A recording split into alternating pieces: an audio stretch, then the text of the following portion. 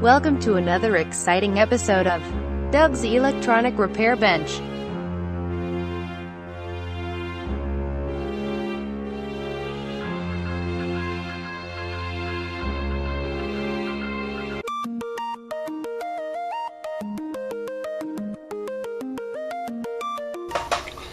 Hi, evening YouTube.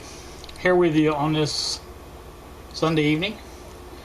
I'm going to look through my junk and see what I can find to work with the LED power apps, and as well as that, I want to find a disconnect of some kind that I can put between the top and the bottom half of the power supply to where it will disconnect and I can work on it, do what I need to do.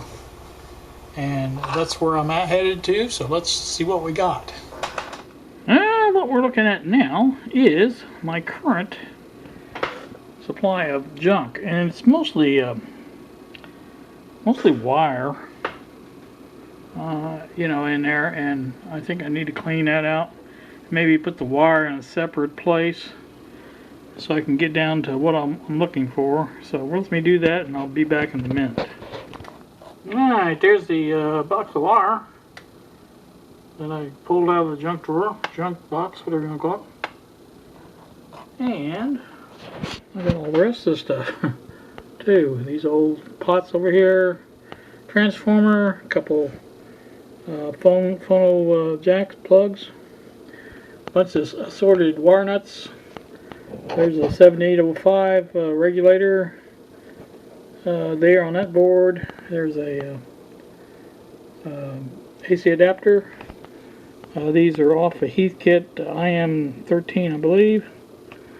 Just assorted hardware there. These are the old parts that I pulled out of there. That was exactly the intended purpose of the box to begin with, was these old parts. This is a bunch of assorted plastic and metal stuff I found in there. A lot of wiring stuff, conduit, things like that. So there's a fan in there too. So I didn't really find anything that I could use for the, with the exception of this, but I don't know how I would mount it. I mean, it would work to hold it in there, I think, but I'd have to have a mount for it.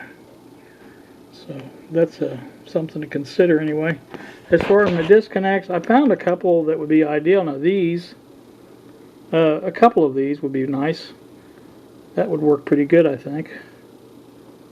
Found this, which is way overkill for it. It's computer power supply connection.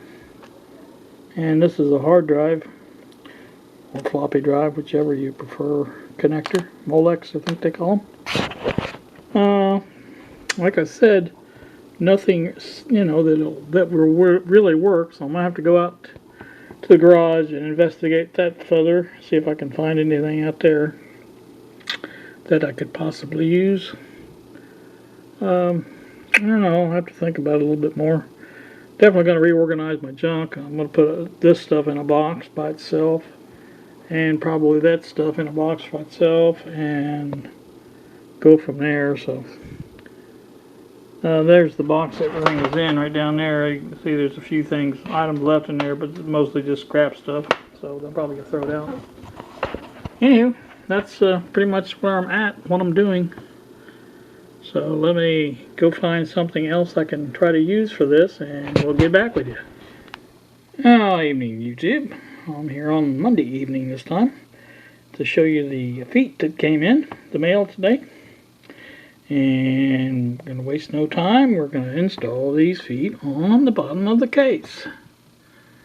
I have to drill some holes, it looks like, because those 4 holes there are used for the attach the case. So probably get closer to the center, I would think. I have more room to go that way, I think, than anyway. So we'll see what we come up with here. We'll show you when I get done. And just like that, the feet are installed. They come out really nice, I think. Looks very nice. The other part fits just fine. So that will be a good thing. A couple of things I wanted to show you actually just one I wanted to show you, but then a couple things I wanted to tell you. I did find a ground strap for this here. This will go from this hole here around to the ground. It's just about the right size, so can't complain too much about that. I've got a screw that'll fit that hole there, so that's where we'll mount that. Probably take and Dremel and make sure that's good and clear of paint or whatever else that might be on there, and before I attach it, to make sure I got a good ground connection. But yeah, that's what we'll use for that. So I've got that. That's gonna pretty much wrap this up for today. Well, one more thing.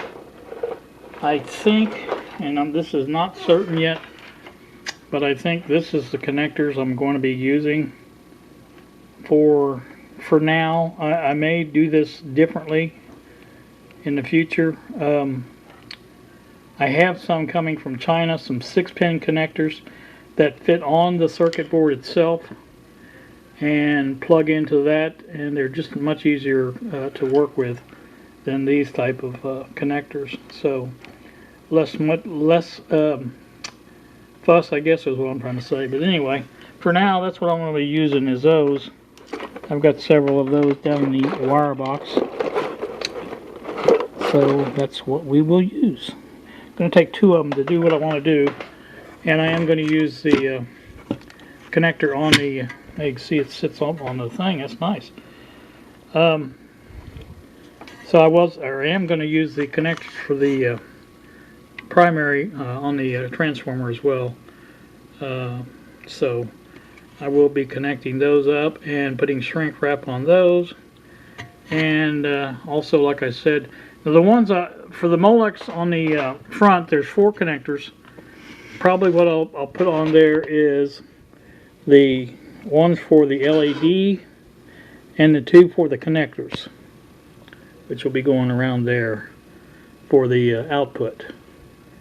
That's the ones that go on that. And the back one, the other one will go from here to here. That's 2 of them, and the other 2 will be the switch. So they will be the switch. So it'll be basically the power, all the power on one, and the lighter connections on the other, which will be the outputs and the LED. So that's the plan, the tentative plan. I may switch that around. You never can tell. Depends on how it works out, I think. But here, let me get rid of this and go on to the other one and close this one out. Alright, as mentioned, I'm going to get some connectors coming in. I've got the grommets for the LEDs ordered. They will be in sometime, hopefully soon. They're coming out of California. Everything from China usually comes out of California or New Jersey or something like that.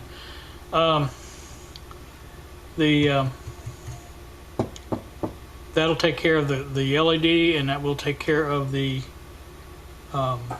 connectors. But if those are coming directly from China, those connectors, I'm going to flash a picture of it up here and show you what I'm getting.